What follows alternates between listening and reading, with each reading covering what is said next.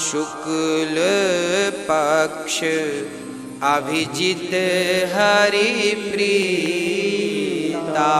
भगवान किस तिथि में आए? नौवीं तिथि में। नौवीं में क्यों आए? अष्टमी में आ जाते, एकादशी में आ जाते, दसवीं में आ जाते, नौवीं में क्यों आए? क्योंकि अंकों में सबसे बड़ा अंक कौन सा है? 9। और भगवान ने भी जितने अवतार लिए, इन सारे अवतारों में जो मर्यादा सबसे बड़ी मर्यादा है वो किनकी है? राम की है। तो अंक में 9 से कोई बड़ा नहीं और मर्यादा में राम से कोई बड़ा नहीं, इसलिए राम ने 9वीं तिथि चुन ली। 9वीं तिथि मधुमास पुनीता। 9वीं तिथि मधुमास मतलब चैत्र के महीने को मधुमास कहते हैं। 9वीं तिथि मधुमास पुनीता और मध्य दिवस अति शीत न घामा।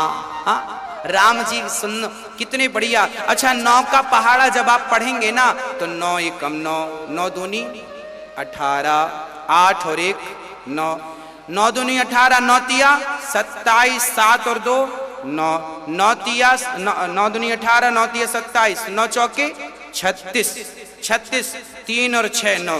पूरा पहाड़ा पढ़ लीजिएगा आप। 9 का पहाड़ा जब पढ़ेंगे ना तो अंक संख्या 9 ही आएगी, ना तो कम होगा 1 अंक, ना तो ज्यादा होगा 1 अंक।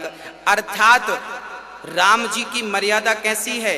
बोले आप पहाड़ा पूरा पढ़ लीजिए 9 का, 1 से लेके 10 तक 9 ही आएगा।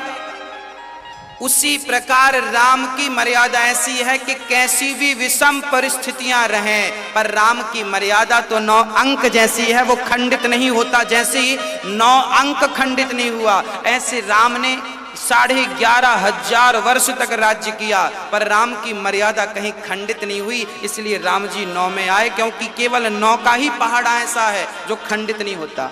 बाकी सारे पहाड़े कम ज्यादा होते रहते हैं, अंक ज्यादा नीचे ऊपर नीचे होते रहते हैं। केवल 9 का पहाड़ा पढ़ने से केवल 9 ही 9 रहेगा, ऊपर से नीचे तक कोई संख्या दूसरी नहीं है।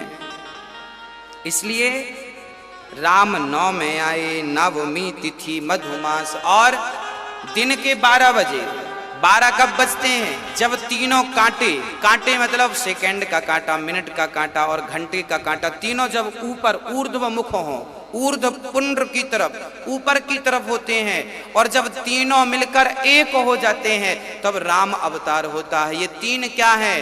बोले मैं अरु मोर तोरते माया। मैं अर्थात अहंकार, मेरा अर्थात मोह और ये संसार की माया।